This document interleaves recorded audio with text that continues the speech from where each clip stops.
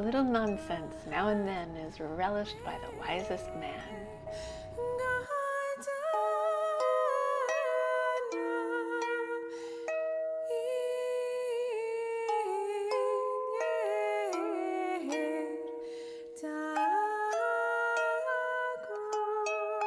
Hi there, welcome to episode 25.2 of Yarns and Yarns.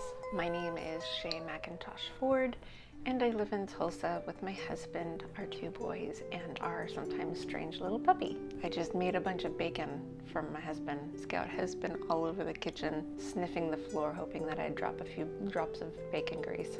I guess that's not so strange for a dog, right? This is a show about yarns as in fibers and yarns as in stories. And today is all about the stories. I will review what I've been reading this week and then read a snippet of my own work and then get into my week of writing. This week is not a vlog. All books and anything that I can link to will be down below. If you have any questions or comments, please leave them also down below and I would be very happy to read them. And before we begin, it is time for the Shakespearean insult of the week. My favorite this week comes from Wednesday, January 19th. It's from Carroll. I know you can do very little alone, for your helps are many, or else your actions would grow wondrous single. Your abilities are too infant-like for doing much alone. It feels like a very polite way of saying you're such a baby. So the first book that I read this week is the sequel to Alice in Wonderland, and of course that is Through the Looking Glass and What Alice Found There by Carroll. And this book was first published in 1871. I listened to the LibriVox recording by Craig Franklin, which of course I will link down below. Like all LibriVox recordings, these works are in the public domain, and these readers are all volunteers, so the audiobooks are all free. Mr. Franklin does a very good job, but I did miss having Jim Dale as a narrator. This book recounts another dreamlike adventure of Alice, and this time she enters a fantastical world through a mirror where things are not only backwards physically, but also logically. And this time, instead of the dream world representing a deck of cards, it represents a chessboard. I love Carroll's use of games as thematic elements. For me, the games reflect the idea that nonsense and silliness, while seeming unimportant, make life more enjoyable. Games are not necessary for survival, but they make the survival a lot more fun. And nonsense stories are the same way. We don't need them, but when life gets hard, it's fun to escape into a story. It has been years since I first read this book, and there are several details that I'd forgotten. One of the biggest details that I completely forgot was the fact that Humpty Dumpty actually provides an explanation of the words in the first stanza of the Jabberwocky poem, sort of. Like countless others, I've always loved the Jabberwocky poem. My reason for liking it is because half the words, even though they're nonsense, seem so logical. It's like its own little summary of the story. Nonsense is somehow logical. And of course, when I was done with the book, I watched the movie version with Johnny Depp. I know it didn't get very good reviews by the critics, but I really enjoyed it. It's definitely not the book. Like the first one, they take a lot of liberties, but when you think about a modern audience, they kind of had to. These books don't really have much of a plot. A modern movie-going audience desires plot, and I like the way that they put the plot together. I especially like in the second one the emphasis on a female can do anything a male can do, especially when Alice is in the institution. The illustration of the cruelty of women and how the female brain is subpar to the male brain. I am so glad we're past that for the most part. We still have some work to do though, don't we? So moving along, with strong female protagonists. The next book I have been reading, I'm not done. I am absolutely enjoying it. It is called The Strange Case of the Alchemist's Daughter. This is written by Theodora Ross and was first published in 2017. I am nearly halfway through and I am having so much fun reading this book. This is a blended retelling of many of the Gothic stories like Frankenstein and Dr. Jekyll and Mr. Hyde, The Island of Dr. Moreau, and even Sherlock Holmes. I'm listening to the audio version read by Kate Reading. It's Reading. Because it's the audio version, I did get a little confused in the very beginning. The story is written by Catherine Moreau, one of the characters. In the course of the narration, the other characters chime in with opinions about the narration. It probably would have been less confusing to me if I were reading the physical book because of layout features, but after a while I realized what Goss was doing, and I actually found it a very entertaining way of presenting the story. It kind of reminded me of the movie The Man Who Invented Christmas, about Dickens writing A Christmas Carol and how all the characters are just surrounding him and interrupting him and putting their own opinion on things. It's kind of nice because it reflects exactly what a writer goes through, and I'm sure that was what Goss was going for. At least that's what I think she was going for. I am delighted to find that this is the first book in a trilogy. If the rest of this book is as fun as it is now, I will definitely be reading the other two. I have yet to finish How to Become a Successful Author. I'm still in the same place that I was last time. I got interrupted. I'll finish that this week. The book that interrupted me is Persuasive Copywriting, Using Psychology to Influence, Engage, and Sell. This was written by Andy Maslin and was published in 2015. So there were no audio versions of this available in my libraries.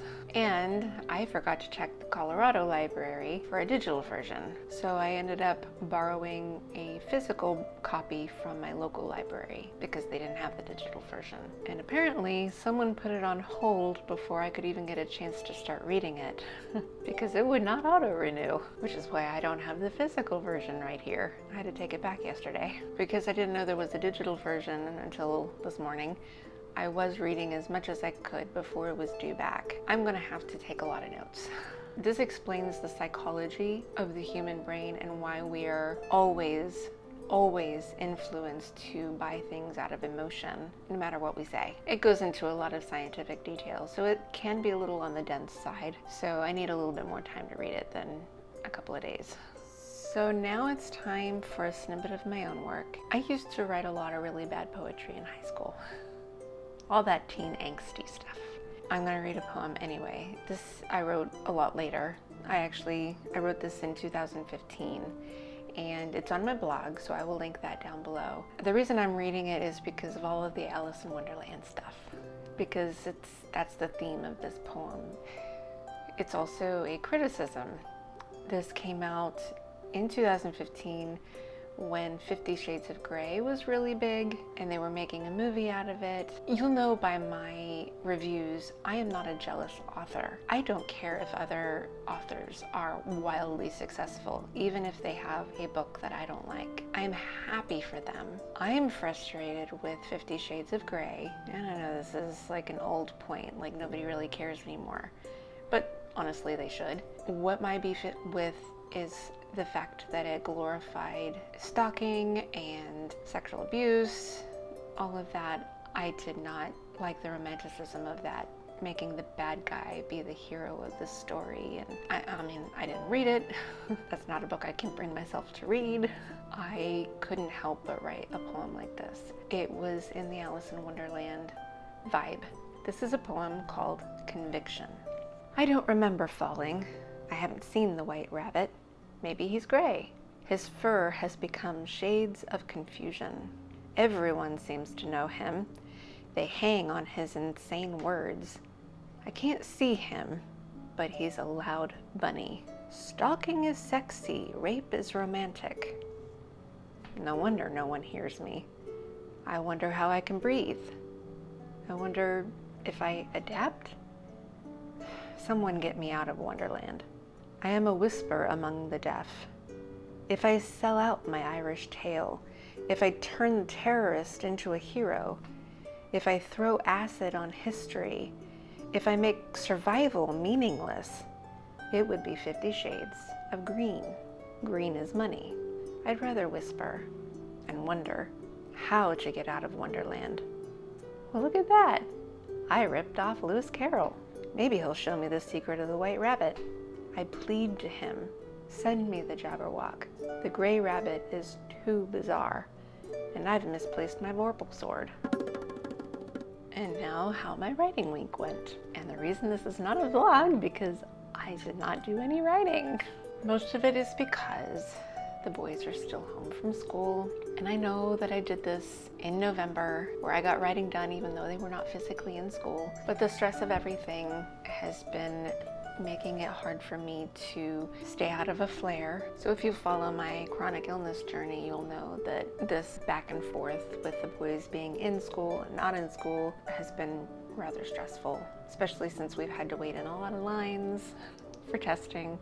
I had to wait in the line for 3 times, 2 to 4 hours each time I had to get tested for COVID. Needless to say, it was pretty distracting, but that's not to say that I'm not trying. I'm still researching, I'm still learning and listening to podcasts and books, and obviously the books that I'm reading, I'm trying to increase my ability to figure out what to do as an author. I really just need to write more books right now because it would be best for me to have a whole bunch of books lined up and get them published within a few months of each other. One of the fabulous things that has happened, 2 of my beta readers have finished my story. They both said they loved it.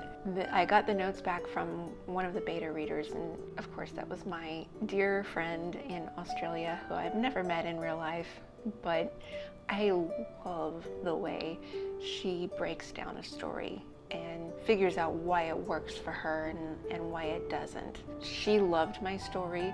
She also had some suggestions for clarifications and things like that, things that worked for her and why other things didn't, so I'll be tweaking here and there. But she loved it, so thank you very, very much, Lee. I so appreciate your thoughts and ideas.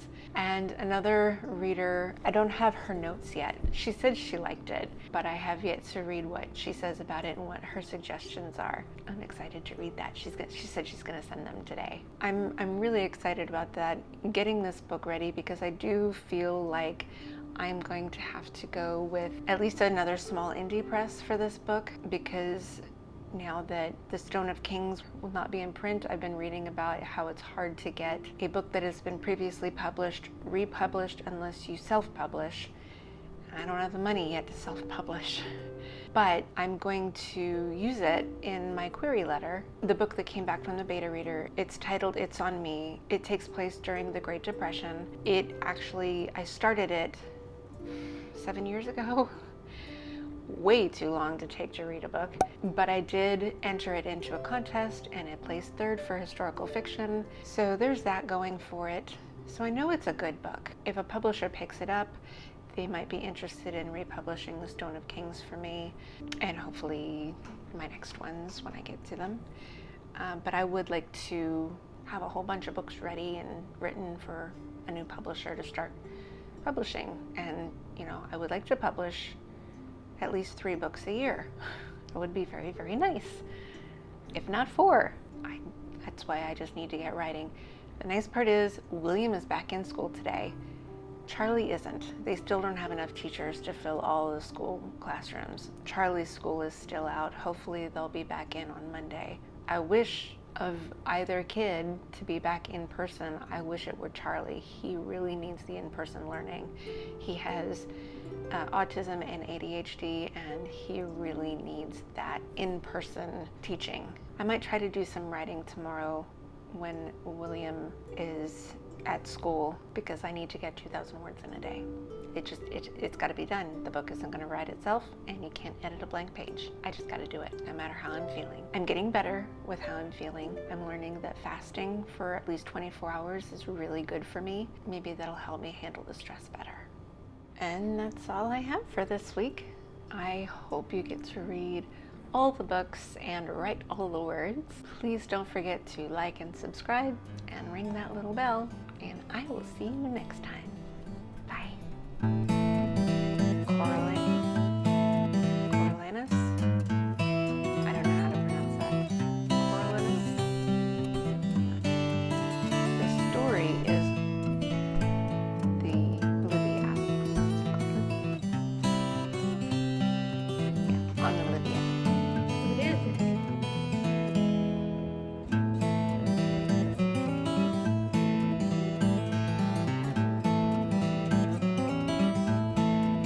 He just doesn't like that basket. The Christmas basket. I don't know what's wrong. It's been up there for weeks. Why is it bothering you now? Crazy dog.